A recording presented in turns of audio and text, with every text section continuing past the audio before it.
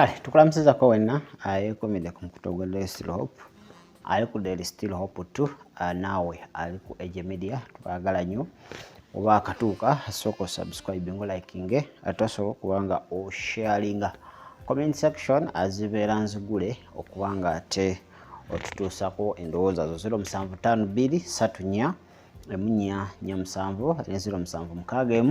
077 0883 ze namba zaffe z'essimu akosobola okubanga oyita Alinisa Hotel mu kibuga Jinja oba oyitira ofune breakfast, lunch, supper, okusula n'ebintu ebirala byonna by'olowooza biweetaaga nga by'oyinza okufuna mu hotel. Balina steam bath n'ebintu ebirala. Olina birthday, olina honeymoon, olina meeting yonna, genda osooka olabe conference rooms zaabwe nnungi nnyo mu kibuga Jinja. Namba z'essimu gye ziraba ku screen ate n'ebimu ku bye bakola ojja kubanga ate obisanga awo. Katusabe Mukama tukwebaza olwaleero kubanga oli mulungi, kubanga otuyingiza mu mwezi ogwokusatu nga tukyali balamu. Si lwa maanyi, si lwa buyinza, bulwa olw'omwoyo. Twenyiga mu ndagaano n'omusaayi gwo era twaliza okubeerawo okwo mu Kristo Yesu Omwana wa Katonda ono tusabidde, amiina. Kale twebaza Mukama akuyingiza mu mwezi guno ogwokusatu, tegabadde maanyi go wabula zibadde entegeka za Katonda. Bangi balina pulaani ng'ezizo n'okusinga ku zizo ng'ate balina n'obusobozi okubanga ate babituukiriza ebyo bye bapulaaninze, naye tebasobodde kubanga batuuka mu mwezi guno ogwokusatu. Bw'oba ogutuuseemu, Mukama omwebaza, Mukama nkwebaza kubanga ngutuuseemu newankubadde byendowooza oba byensuubira sinaba kubanga ate mbifuna, naye ate nina okukkiriza nti gwe ntuusizza mu mwezi ogwokusatu guno ojja kubanga ate okola n'ebisingako awo mu Kristo Yesu Omwana wa Katonda omulamu tusabidde, amiina era amiina. Kakati kitundu kyaffe kyakubiri kye tugenda okubanga ate twogerako, twalabye ekitundu ekisoose.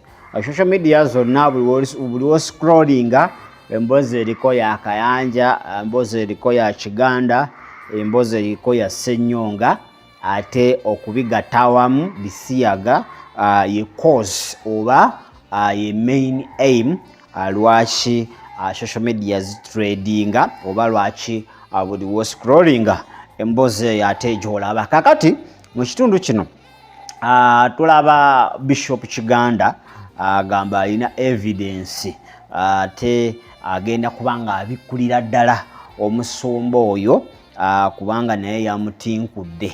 Obutambi bwonna mbulina ngenda kubanga mbukuwa, njagala zino ensonga tuzigende mpola tutuuke ku mazima. Ekizibu kivaawa, yaani mukyamu ate ani mutuufu. Okusinza ku by'onoowulira gwe mwennyini ojja kweronderawo ng'okozesa omwoyo wa Katonda okutegeera omutuufu era omukyamu. Naye nga okulumaŋŋana kukyagendera ddala mu maaso ate n'obutakkaanya. Nze wenaalite singa Interreligious Council yali ya Bwakatonda, awo yaliitidde bano abasumba ne batuula wansi, naye bo bali eri nabo basirise kubanga kintu kyabwe, banyumirwa ekigenda mu maaso nga balaba nti omubiri gwa Kristo gutaagulwa, nabo bali eri basanyufu nnyo okubanga waliwo ebigenda mu maaso ebitali birungi mu nnyumba ya Katonda. Basirise aba Interreligious Council, naye nga wano mu kwogera boogera nti be bakulembera enzikiriza, naye ate waliwo obutakkaanya obugenda mu maaso, naye ebyo tebabyogerako. Balinga abatali mu ggwanga Uganda kubanga ekyo kye baagalira ddala, okulaba nga ate abaana abeeyusaayuza ab'ennyumba emu. Kakati mu katambi waliwo akatambi kenyala okuteerayo mu dakiika nga 5, nsabye okawulirize bulungi.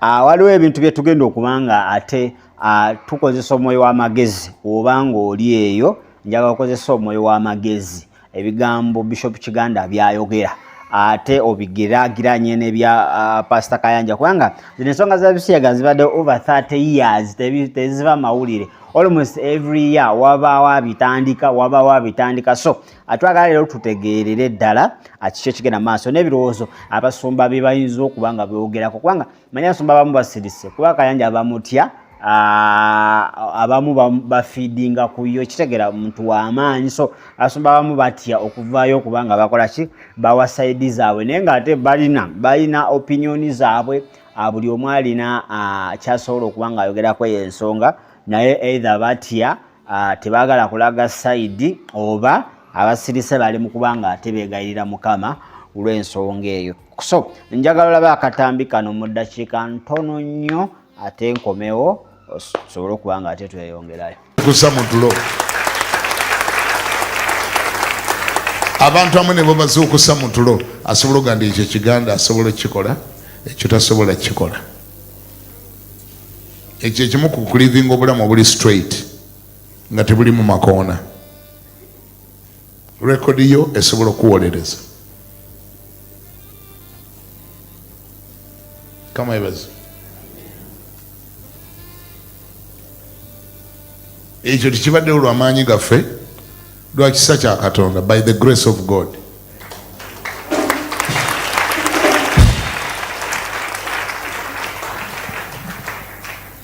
Ekizibu ky'abantu abamu balemeddwa bulemwa kwenenya bibi byabwe, kukyuka kuva mu bibi byabwe, nfu gy'okufuna okusaba Katonda bawe ekisa benenye bave mu bibi byabwe, banoonya ngeri gye babiwolereza. Wakati mu kubiwolereza nga balina okufuna be basiiga ettaka nti oyo gundi byonna bye mumpulirako nti aha yagula ababinjogerako, yabasasula babinjogereko. Bano nga ssente zaffe tulina ebyozikolamu ebirala, twagala kuzimbira baana budaali ssomero, ate tumale obudde mu kugula omuntu awaayirize omusumba gundi nti ali Ebisiyaga. Obwo budde tuba twabugyeewa, Wuno n'abalala tuba twabugyeewa nga tulina ebyokukola bingi. Naye ate era balinamu common sense basigala babuuza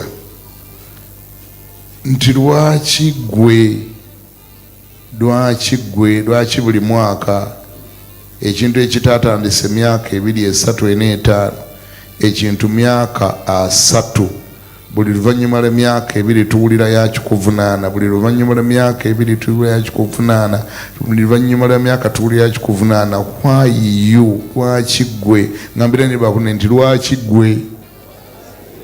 Abantu abakwayira embeerawo nga kwegamba ng'oli awo nga buli kaseera luwo abagane gundi oyo ajjaano ng'awunya omwenge nga gwe bagamba naye bannange nti kalema awunya omwenge, kalema awunya omwenge luga nedda gundi yabagula baŋŋambe lwaki gwe? Tulabanga naawe obeera olina okwetunulamu bw'owulira ekintu ng'abantu bakyogedde 2, 3, 4, 5, okay, totandika okugamba noga naye kanonye engeri gyentereeza ekintu kino. Abakwagala be bakugambako, enswera ekwagala yekola etya? Abatakwagala baagala kuleka ogende mugeena. Ekyo nakyo kikulu. Lwaki gwe? Ekyokubiri, abalinamu amagezi basobola okutegeera nti tewaliyo muntu amala budde olwaliro we twogerera okuwalana omusumba gundi. Bakuwalana lwaki? Bakuwalana lwa kizimbe. Kampala eno ng'erimu abantu abalina ebizimbe. Nze ne bwe mmagambagano mu Kampala ebizimbe by'abasumba sibiraba, ndabamu by'abahaamu. Bwe tuba tuwalanye omuntu olw'ekizimbe twaliwalanyemu Haamu, Sebalamu, Kirumira, Bosiko n'abalala be bannannyini bizimbe. Bwe ziba ssente ekibuga kino kirimu abagagga bitwaliwalanye. N'olwekyo ekyo osobola kigamba batalowooza, abatalina bwongo bulowooza. Bwe kiba bantu bannange, amakanisa g'ennaku zino nga galina abantu ate mangi. Bantu bakikula ki? Challenge weri nti abantu ambalema ogana endoza ekiseera kituuse kanoonye engeri gyentereeza obulamu bwange.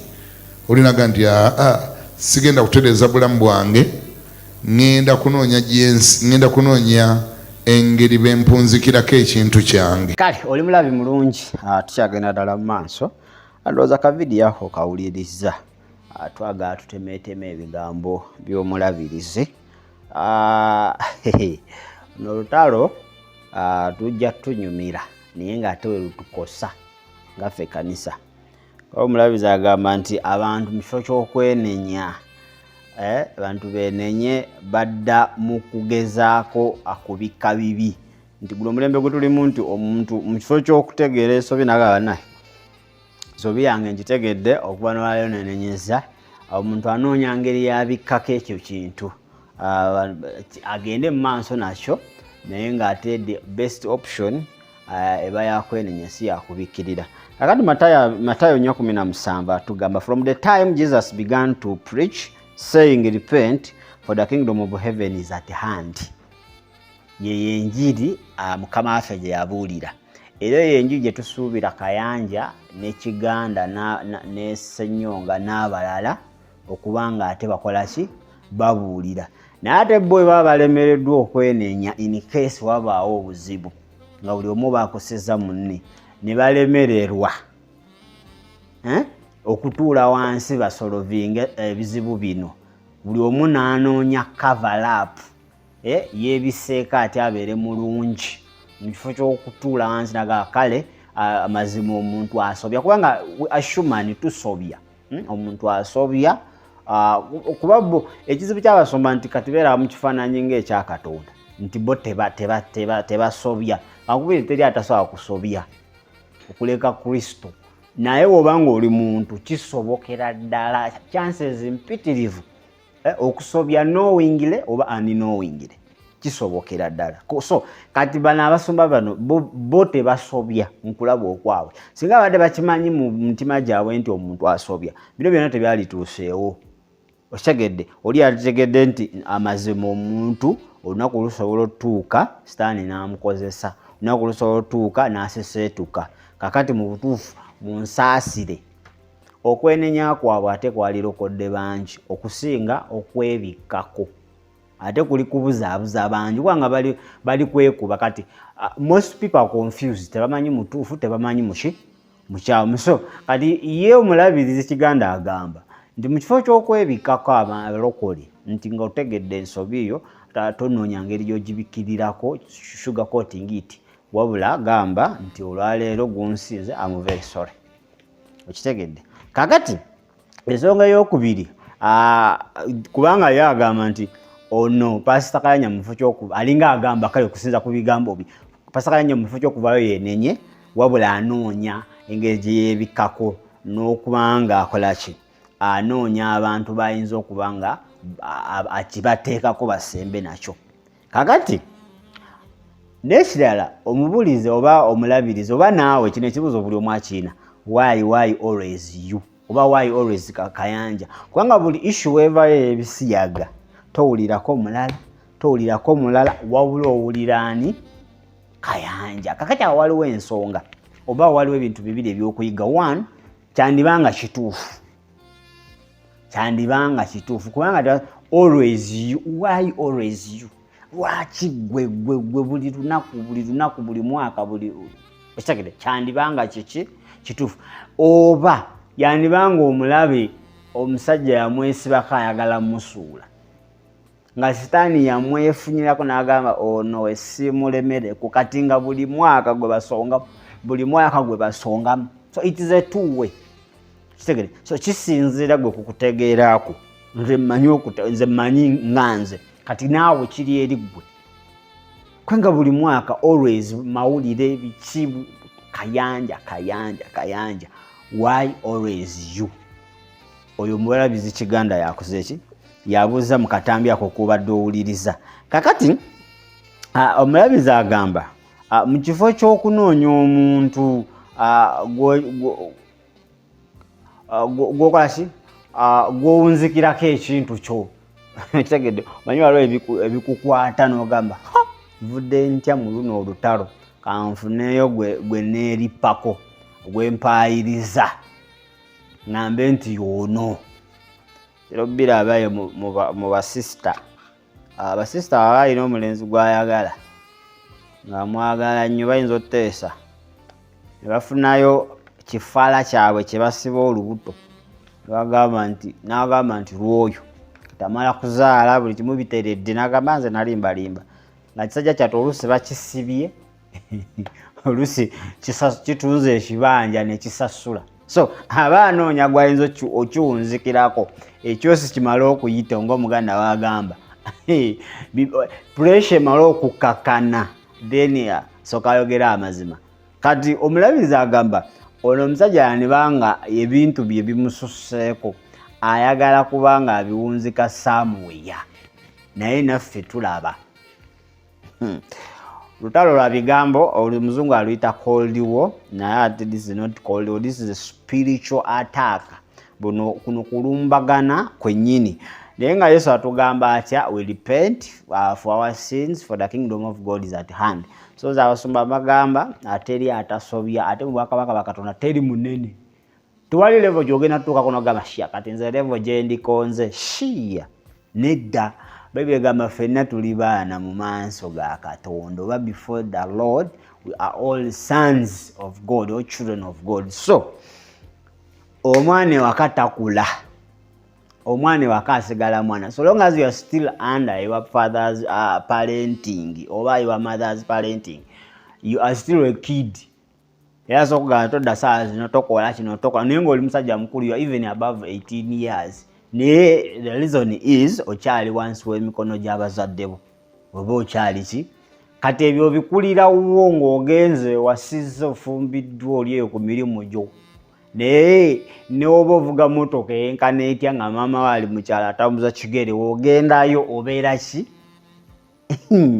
obeera mwana wange naye nga gwayita mwana wange wali wamuyita ate taata nga naye alina gwayita mwana wange. So mu maaso g'abazadde tetukula ab'oku nsi ekyo kituwa ekyokuyiga nti ne mu maaso ga Katonda tusigala tuli ki tusigala tuli baana tulina okukakkana esobi weebaawo ne tutuula ne twenenya ate netusobola kubanga tutambula ki tutambula mu maaso. Naye omulabizi Kiganda naawe omuliro kendeeza kubanga ugambye obutambi obulina naye kankuwa akatambi ak'okubiri vidiyo eno ey'okubiri njagala nayo ogirabe womala ogiraba tujje tugimenyeemenyeemu oba naawe ompe awo comment buli vidiyo gye nkuterayo njagala ompe ebirowoozo byo.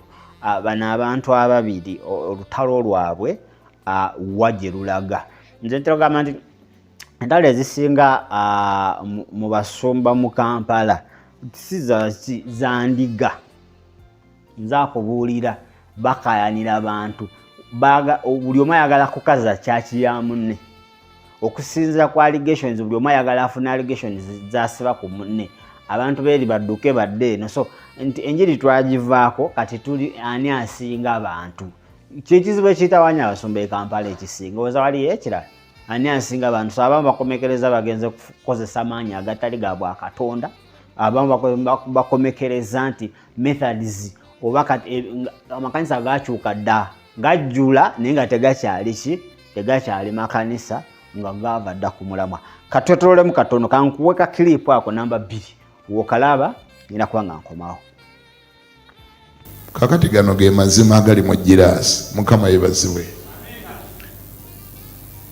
Wano mu Kisenyi eno LC wano gye bayita Kiganda zone tulinamu LC vice chairman bamuyita Jamiru Muwada musajja musoga vice chairman wa wano vice musiramu ne chairman musiramu. Chairman bamuyita ani Dirisa, chairman bamuyita Dirisa, vice bamuyita Jamiru Muwada.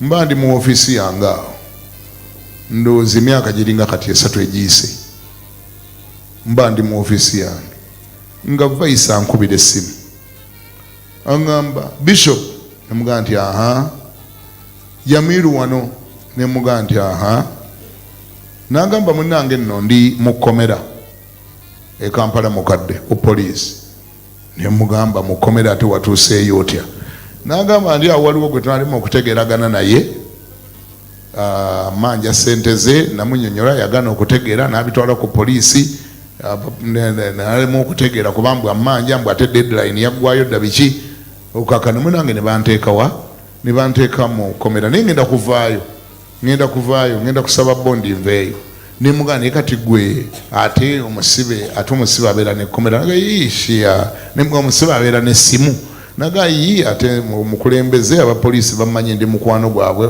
okumala banzikiriza nenyingira n'akasimu kange akatono nemuga nti aha nanga naye mukomera gyendi nti ekinkubiza essimu mukomera mwendi mulimu abavubuka waliwo pasita mukwano gwammwe yabasibye yabaleese mukomera n'abasiba bansanze mukomera muno nanga nti pasita yabasibye nti bagenze uwe mu compound ne balekanirayo naye bwe bawugedde ensonga zaabwe ensonga za Ebisiyaga bo bagamba pasita nti abadde nga abakozesa okumala ebbanga abali Ebisiyaga kati ne bagendayo mu compound ne beekalakaasa kakati pasita olwokuba alina influence ku poliisi n'akosa abapoliisi ne babayoola abaana ne babate niye bali wano mu kkomera baagala kubayamba ne mugamba kati nze obadde oyagala mbayambe ntya ssebe ebintu ebyo nze abamanyi mu Uganda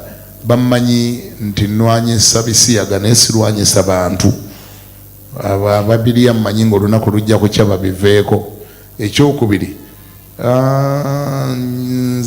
nze siri nyinza obutajja sirwakuba ndi ensonga yo teriimu ggumba naye nyinza obutajja naye nsobola okulifaalinga ku bantu bemmanyi abatera okulwanirira abantu bwe batyo abalwanirira ba individual nangamba kati ngani nze ndi musajja musiraamu ebintu byammwe simanyi nze mbali manyi gwosobola obikolako mugereko ne munnammwe naye ebintu bino lwaki timubiyingiramu munna muli basumba lwaki kati ye musajja wattu ng'awulira bipya musiraamu tabiwulirangako tabeerangako mu kanisa z'abalokole ye bwabiwulidde wali nga babinyumya babyogera yawulira bintu bipya nnyo alowooza mbu nsobola n'okudduka emisinde ngende mbiyingiremu alaba bipya ne mugamba ssebo ebyo munnange birudde mu kibuga wano nga babyogerayogera biruddemu tebyatandisa eggulo ebintu byohandolinga bya myaka 3 agayise naye kakati abo bandibanga be bamu ate ku bavictimu naye omuntu gwe mmanyi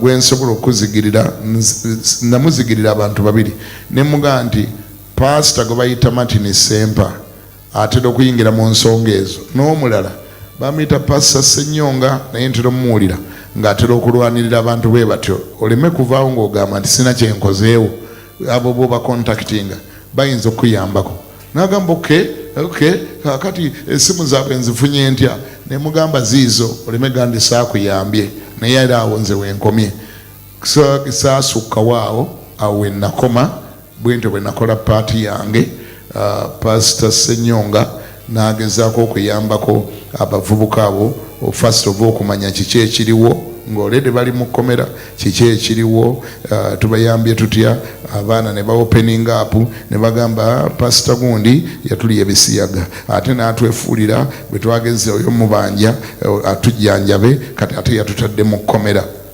kakati pasita ndozo n'agezaako okubayamba okubafunira zibbondi balabe nga abayamba ate n'ensonga zaabwe zisobole okugguka bafune ne justice naye nno nga bumanyi abantu abamu abaludde mu bintu byabwe era babitetenkanyaawo kakana abamu ne bafuna bondi abalala n'empulira ne babatwala Masindi mu makooti ne babasiba naguno gujjwa bakyali mu kkomera nze kye nasobola okusekiwalinga mu kiseera ekyo chairman oyo kye yanfunira namuga nti nze nga sinabiyingiramu nnyo ebintu ebyo olumu ababeera boogera babeera bafere tebabeera beesimbu amazima gali ludda watukakasa tutya nga abo batuufu naŋŋamba balina ebintu byabwe balina vidiyo zaabwe balina amaloboozi ga pasita balina ki ne mugamba ebyo naali byagadde bimpeeko nange mbifuneko kopi nange ntegere nti ndi ku kituufu amazima gali nti ne babimpa era mbirina maloboozi nga ina buvidiyo mbulina naye ndoza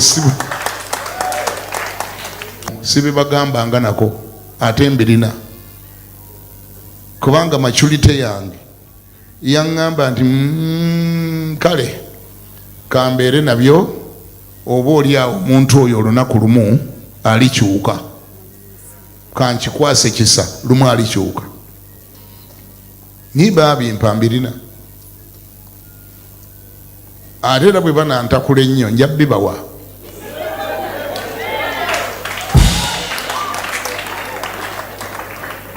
Mbirina maloboozi ngayina nabifuna 2011 mbirina.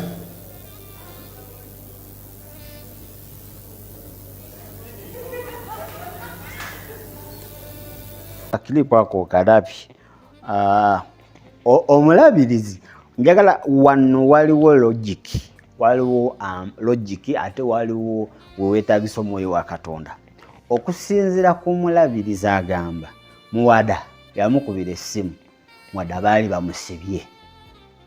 Kati ekibuuzo nze naawe simanyi oba police stations ezimu oyingira n'amasimu, kubanga omulabirizi agamba Muwada yamukubira essimu, Muwada yali musibe naye, bali abaana ne bajja ne bamusanga mu kkomera. Omulabirizi n'abuuza Muwada gwakuba essimu ng'oli mu kkomera okkirizibwa oyingira? N'amugamba yizo zikirizibwa oyingira n'essimu.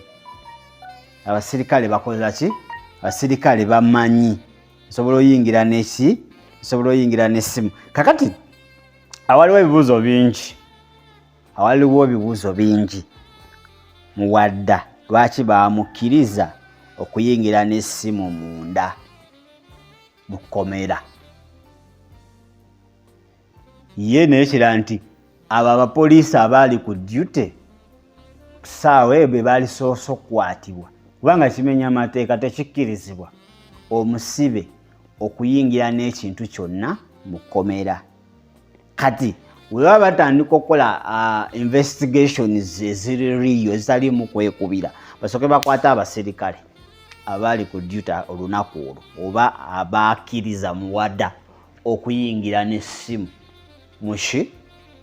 mu kkomera, baleete reasons lwaki Muwada ayingira n'essimu nga musibe. Kuba Muwada agamba mbu simanyi yalina gwe yali amubanja n'amutwala mu kkomera nga balemereddwa okukkaanya. Bantu bangi baba banja billions sente nnyingi, naye sikiwa nti waliwo gwe baali bakkiriza n'ayingira n'essimu. N'abaana abakungukungu abanene kiba kizibu, oluusi bayinza gimuleetera ate n'akubira awo ne bamala ne bagimuggyako. Naye gwe ne bakukkiriza n'oyingira mu kaduukulu n'essimu n'ojjayo n'okuba ng'oyogeramu science ne SST ne social studies biri awo bingi. Awo waliwo political, social, economically, spiritual reasons.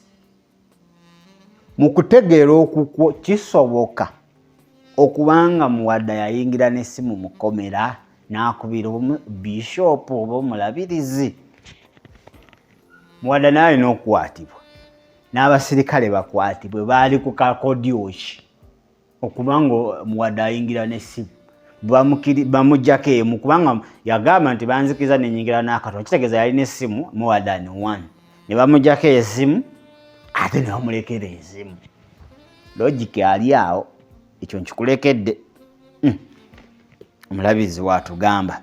Kakati omulabirizi n'agamba mu katambi ako kowulidde nti yalina ki baamusindikira bukiriipu, kuba yagamba banenze ebintu bya mwamwamwa sibyagala, oba abaana bo bali riyo njaga munsindikireko obuvidiyo n'obuaudio.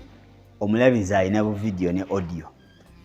Kakati kyemmanyi nti ne Ssenyonga ayinza okuba bulina we biba nga bituufu, kubanga Bishop yali ya connectinga Muwada ku Ssenyonga kuba yagaana ogendayo. Ssenyonga yasooka getting in touch with those kids oba n'abo abaana abagamba nti babali Ebisiyaga. Buni bagenda ne bafunira police bond oba bail oba bond ne babata. Abamu ne babatwala ne babasiba. Kitegeeza ne Musumba Jackson Ssenyonga ayinza okuba nga alina buki bukiriipu obwo. But I doubt singa Kiganda alina bukiriipu obwo ne bu audio, ne Ssenyonga ayagala amawulire ng'eki ng'alina bukiriipu obwo ne audio, singa baabutadda ddadda ekyo nga nze ninawo question mark nti babulina. tabasobola kubanga wabulina Senyonga nze mumanyi Senyonga n'abane bukiripu nga Kayanja ali kuli abane Ebisiyaga obanga bali ku audio nga bali kogera kwebyo mama nyabo singa bwatambula dda naye tetubulabangako tubalaba bagenze kwekalakasa ku church tubalaba police bakwata buli bwe bagamba buliwa kizibu omusango oguludde mu kooti eremeddwa ogusala kubanga tewali evidence abane evidence hiya awo mulabirizi ninawo ebibuuzo bingi simanyi wagobiraba otya oba obitegeera otya naye Senyonga naddala Senyonga nabane bu audio oba ne bu video tekisoboka yezebo ne Kiganda atabulina ebyo byonna bizibya kakati nze nsaasira ffe endiga kubanga batufudde zino endiga z'ewaka eziri omuddo naye nga ate tuli ezo tuli zino endiga za Yesu bonna babayimiriza bali service ekyuse kati yakwewozaako oba kyalina kiro I think it was even an overnight bikyuse mufa abantu bababuulira enjiri batandise kwewozaako abasumba oli akola service bantu baze n'ebizibu byabwe mufa bababuulira enjiri batandika kwewozaako nze sikubangako masimu manya nze biki bampayiriza kakati nabo ne bakuba mu ngalo bane baba bakuloga eddogo lye bayita doctrine eddogo binnyo eri ddogo terivumulwa na saala weetaagayo above doctrine ezokuba bantu bonna bali under spells bali under kwanze wembeera awo n'otandika ebyo nze neefulumira zibinyamba mukayana ki so nze ndaba bino byonna ife abafiirwa fe abakuŋŋaanirayo ekyo era n'omubiri gwa Kristo gwe gufiirwa bo tebagenda fiirwa bo bali mu geemu zaabwe bali mu bintu tebitegeerekeka kitegedde onaawayizo neyeegano kakati ife abagenda okuba nga tufiirwa abakuŋŋaanirayo ate n'omubiri gwa Kristo at large genda kubanga nagwo gukola ki agenda kubanga nagwo ate gufiirwa kakati kangoka kilipu akokusatu ako yabawo kawulirize bulungi ka kilipu namba 3 ayaya ojja otegeerera nti kanisa yeetaagira ddala essaala bano abasajja ebyobusumba babivaako dda bali mu bizinensi kale kankuteereyo ka kilipu namba 3 okalabe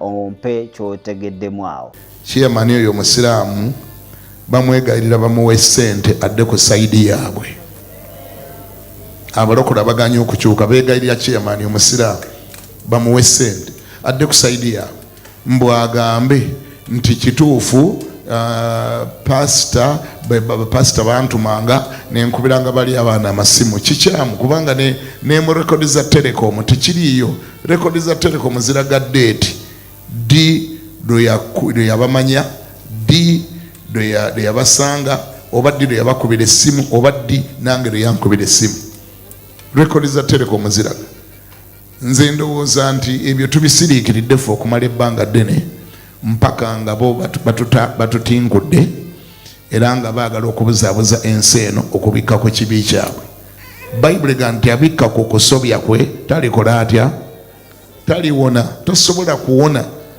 tosobola kuva mu kintu nga okibikka buli kaseera okisalira entotto buli kaseera olina bw'oyagala okusiiga ettaka oyagala okulaga ensi yonna nti abaana bano nti tebaalikoze ekyo kye baakola singa tebaliko bapasita ababapikiriza bapasita ababakubira amasimu bave leetayo rekodi nga babakubira amasimu nga bali ekiryandongo leeta kolo data alaga nti babakubirako ku ssimu nga bali ku faamu yo ekiryandongo gire nayo tugibanja ekyokubiri nze kyenjagala okusembyayo tuleme kuyita eno n'eno wangi pasita agamba nti tali Ebisiyaga aveeyo akyogere ku muzindaalo nga wano wenjogerera agendize sibirya. Let's not beat about the bush. Wanji bw'ogamba ntolya togenda mu ebyo byonna misango giri mu kooti kakati bavunaana abaana lwaki mwanjogerako lwaki mwakola trespass kukya olujja lw'ekkanisa nalwo balukolamu trespass. Olujja lw'ekkanisa balukolamu trespass. Yogera kyovunaana kirala. Lwaki mwandyamu oluke lwaki ebintu bye twakola mu kyama ate mwabyogera mu public kyotayagala kwogera. Nitoyinza kugamba trespass olujja olw'ekkanisa kati nange nga nkukwata wano essaawa eno nga nkutwala ku poliisi nti wakoze trespass ku lujja lw'ekkanisa. Ekkanisa nnyumba yange, kanisa maka gange. Church is an open place. The compound is an open place. It's for the public. Tuleme kumala budde ku implicating abantu kukyayisa bantu oli kamusiga obusooto bakyawemu oli kakati balowoozese nti yandi obubi abantu balowooze gundi yandi obubi era yaleeta bino. Nedda gwe kyoba okola tumalira budde. Vaayo ogambe ndize sirya bisiyaga sibyagala mbikyawa mbivumirira. Simple. Okikubawo n'omala okyogera ku leediyo n'okyogera mu Luganda n'okyogera ne mu Luzungu nze nvaayo naga nti nsonyiwa.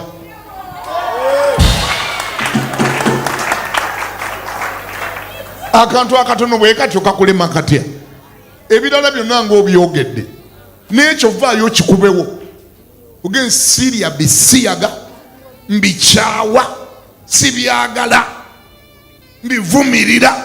Kyogere mu Luzungu ne mu Luganda pasita kigwe. Uganda ewummule. Uganda ekole etya?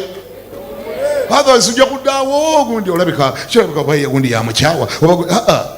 Uganda giwe ekirabo kya Isita.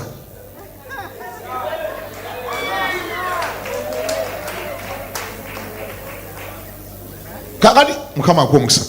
Kakati twogera amazima. Nongamba Kiganda nti ndi musezi nga siri musezi. Kyekingana okukwata microphone ningamba nze siri musezi kyekigana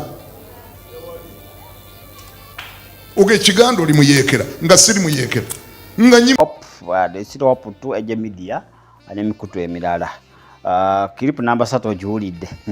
Omulabirizi agamba nti eno group B oba eno group ebawaayiriza yatuukako ne extend okubanga egula muwada gwe bagamba nti yali mukomera emugule adde ku side yaabwe.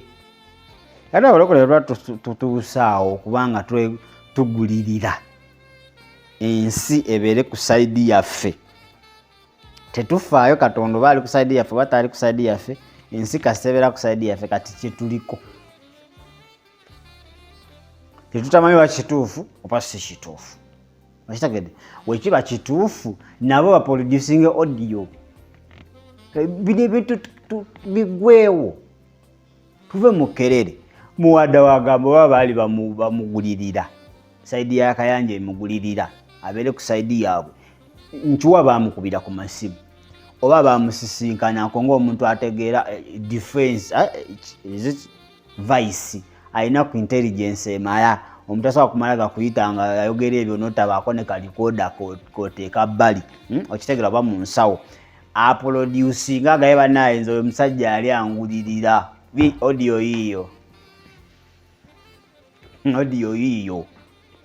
ebintu tubikoye emyaka 3 mfuto bantu banfa babeerawo kukoma kwa Mukama waffe bali ku Bisiyaga Kiganda Kiganda Kayanja Senyonga Bisiyaga Kiganda Kayanja mutuyambe akitegedde kati muwada okutuyamba leeta audio gikubewo sajja baali bangulirira leeta ba evidence baabo kiraga nti baali bangulirira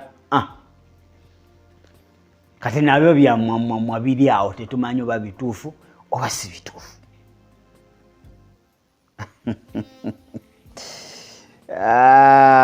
Lokole tubanga tutuusaawo kubanga ate tugulirira ensi ebeere ku saidi yaffe mu kifo ky'okulwana tubeere ku saidi ya Katonda. Tuli bubi nnyo n'okusinga we twali obanga tuli balwadde tuli mu ICU, intensive care unit, tuli ku oxygen.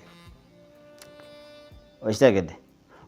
Omulabirizi Kiganda yagamba nti omusango mbu gwe bavunaana bano abaana Kayanja gwabavunaana tabavunaana mbula kuba yabawaayiriza, bamuwaayiriza nti abali Ebisiyaga, abavunaana trespassing bwe yabakwatira mu lujja lw'ekyaki nga tebakkirizibwamu.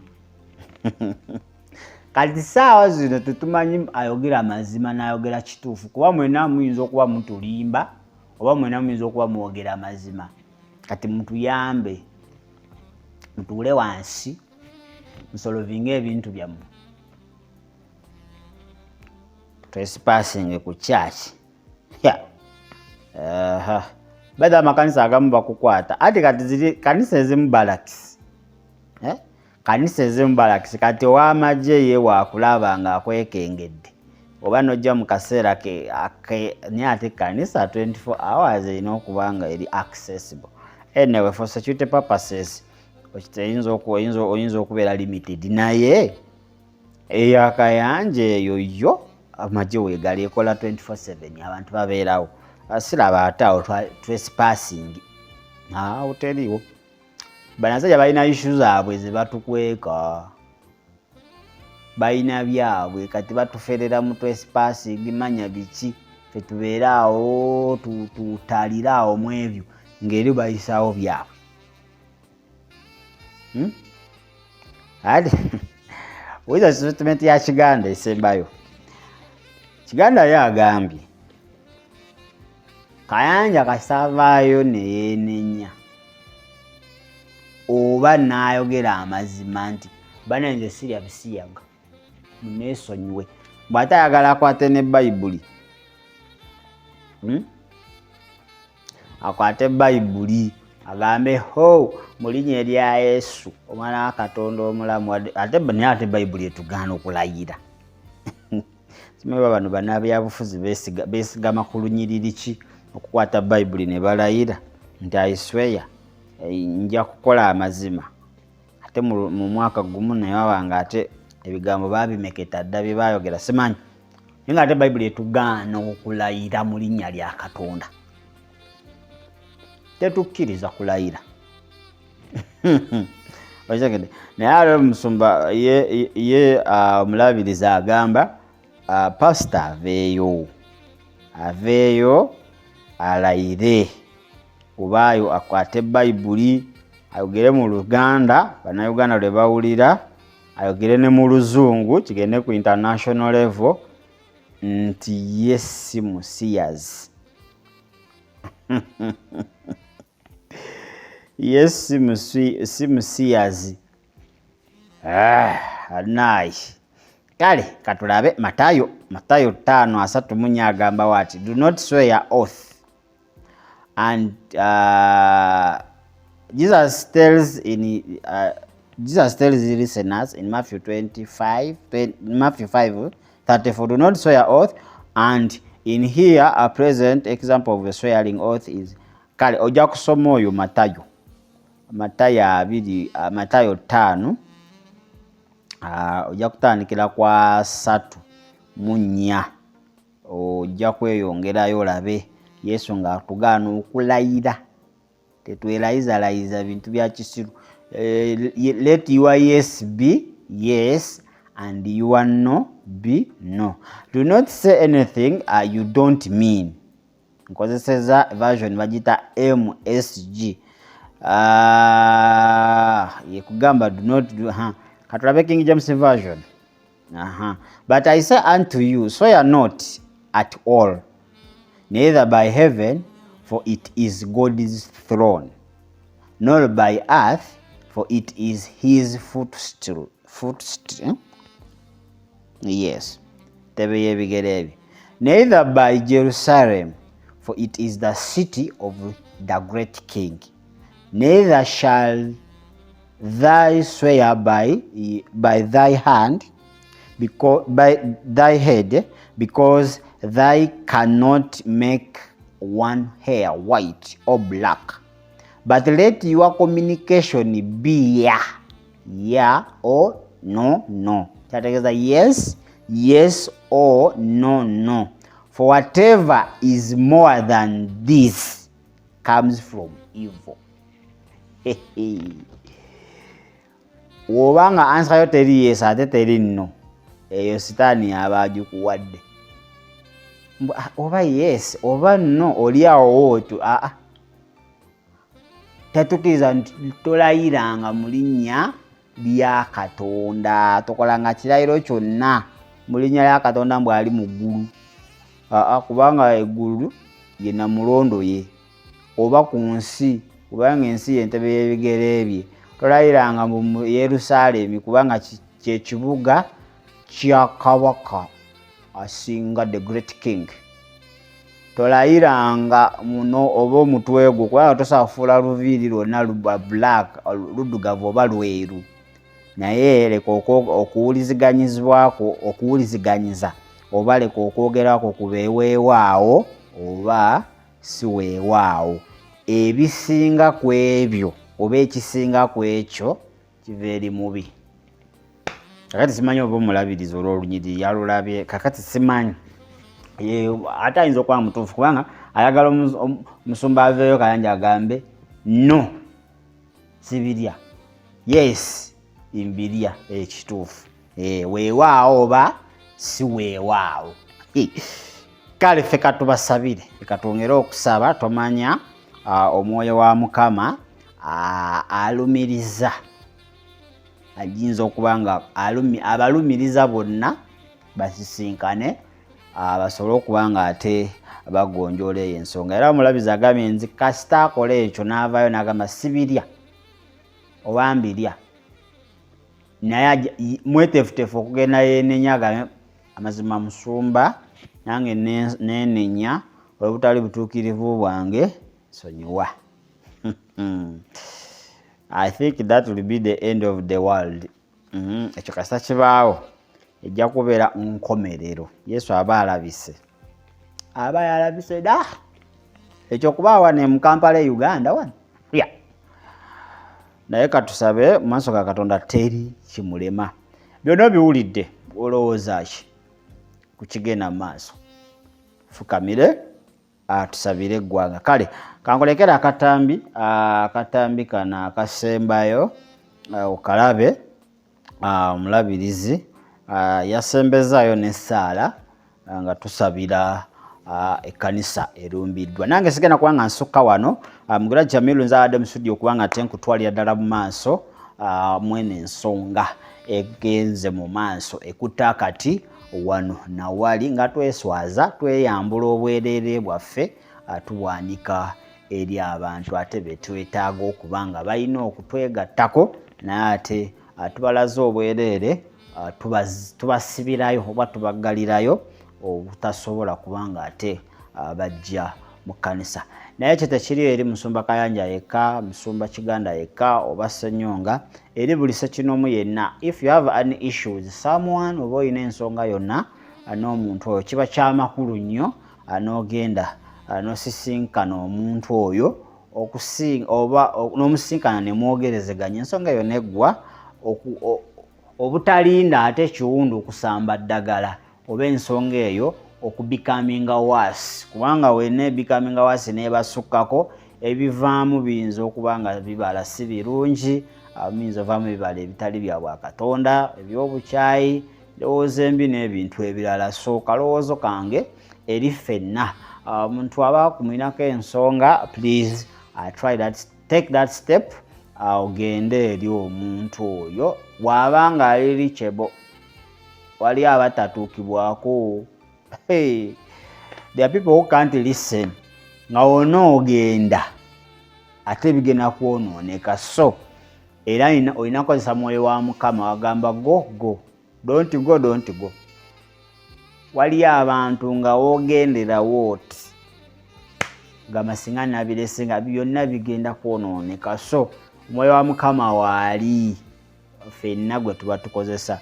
Ndowooza lwaki bituusa awo abasajja omwoyo wa Mukama bo bamweviirako dda, bakozesa logiki, bakozesa magezi gaabwe, ensimbi. Oli walaba security gyalina, oli watunulira n'alaba ekkanisa enzijula gyejjuddemu, n'oguzimbe gwe baazimba n'alaba nti ate ye wa kitalo atasobola kubanga agambibwako atasobola kubanga akakkana wansi w'omukono gw'omuyinza w'ebintu byonna n'awulira eddoboozi eriva eri Katonda nga liyita mu muntu yenna gw'aba akozesezza. Muli balabi balungi, tubagaza olunaku olulungi. Semina yaffe eyinza okuba nga egaanyi, tulinawo sente ntono. I think if I'm to count zokuba ziri mu mitwalo nga 10 naye ate nga twetaaga 1.5. Ebintu ebyo mubyetaaga okuba nga mubiwuliriza mukyuse wabufumbo butambule bulungi, otherwise ojja kusaba osiibe alusaazi nazo zigambe welcome naye nga si ye solution. Okusaba ayinza okuba solution naye nga waliwo ekiino sooka then okusiiba kuno n'okusaba n'ebigoberera. So tubadde twetaaga semina eyo naye tukize Mukama ennaku ezisigaddeyo entono 3-4 ayinza okuleetawo ekyamagero awo nekitutomera omuntu n'agamba kakati nze ku lw'abawuliriza bonna n'abalabi nze nsize ensigo ku lw'abantu bonna batuwe conference online n'agamba ejja kubeerako ejje media in case ng'ebaddewo gwatalina ogwa mukutu saba link tujja kubanga ate tugikuwa osobola okuba nga otugoberera bulungi nnyo. Alinisa hotel mu kibuga Jinja yitayo ate ebintu byonna bijja kutambula bulungi, kyakulya, wifi, AC, wakusula, steam bath byonna, sauna. Genda osobola okuba nga ate ebintu bitambula balabala. Ebirabo birabo biri wali banna oyagala gulira maama wo, taata wo, jjajja, kojja, madamu awaka, taata w'abaana, bya birthday, bya mbaga bana ebirabo biri wali ate beeyi banabi muteesa bali simanyi nakumanya yitayo mu kibuga Jinja webukuzibaako wane Jinja oba mu Eastern toga bana hoteli ziriwo ojagala mu hoteli gye banakukubira obutayimbwa, hoteli ekiro gye bajja okubanga bamenya kubanga ababbi beekobana ne banyini hoteli eri security kwalinisa weri gulugulu ya Uganda Police ate n'ebitongole ebirala webiri okubanga ate bikukuuma obeere safe nga we wazze oddeyo n'akamwenyumwenyu ku matama. Kambaka audio akasemba video akasemba yako nze mbasibudde sigenda kubanga ate nkomawo tusinkane mu kitundu kyaffe ekyoku ekirala kye tugenda okubanga ate tuleeta 075234 077 08835 nze namba z'essimu zosobola okubanga oyitako ate conference nobako kyotuwa banaye mukyalo oli agwe twaleeta mwebale mwena abamuyambi naye akyetaagira ddala obuyambi bwammwe abwetaagira ddala era ddala. So namba y'essimu twagibawa osobola okuba nga ate oyitako ate nobako kyomuwa. Tubagaliza olunaku olungi mubeere bulungi mweraba. Tujja kuddawo ekibuga kyonna tukimalira obudde social media abantu bonna badde bateeseeko ebinidda ensonga erina weeri bagambye olya gwomanyi tolya vaayo gambe sikola ndya sirya ensi ewummule.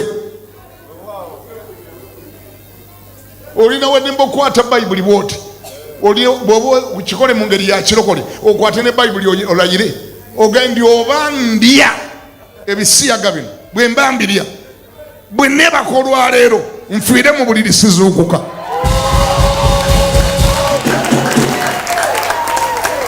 Nga tokigusiza buuza neiba akulina nti akantu akatono bwe katyo mulokole kakulema katya.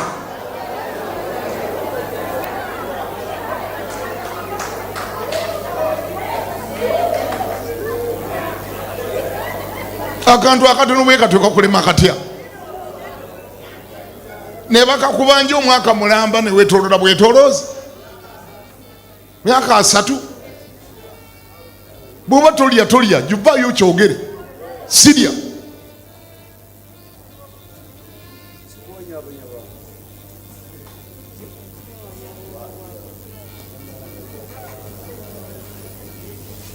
Ekyo bwe kiba kiganye ekyokwenenya ye option. Kola ki option eba ekusigaliddewo okwenenya ng'ogamba nga ffe abali wano mukutulanjegere nti abooluganda ekintu kyannemerako mu nsabire ffe nga tujja no nga tukwata essaala nga tukikutula nga tukimenya oba naawe oze naawe ng'ojja nga tusaba oba otuyise wuwo ng'otuyita nga tukola tutya nga tusaba paka nga kikutadde mu linnya erya Yesu.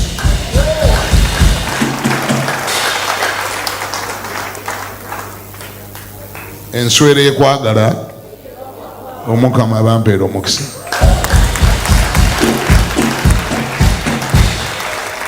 Teeka gula emikono gandi ayi Mukama saasira ekkanisa y'e Uganda, saasira ekkanisa y'e Uganda, saasira abatukuvu, tusaasire Mukama kubanga tukunamidde mu luguudo, tukunamidde mu sitenseni, n'abalamuzi balabye obunafu bwaffe, abasiraamu, abapoliisi tubibagaseemu abatalokokanga, batupangirepangireko tusonyiwe okubeesitaza obutalokoka, tusonyiwe abasiraamu balabye obwerere bwaffe nga twagala obbagula, batuyambeko okulimba, tusonyiwe kubanga twesitaziza eggwanga lino, tumenya emitima gy'abavubuka abaalirokose ne balaba obwerere bwaffe ne balaba obutali bulokole bwaffe.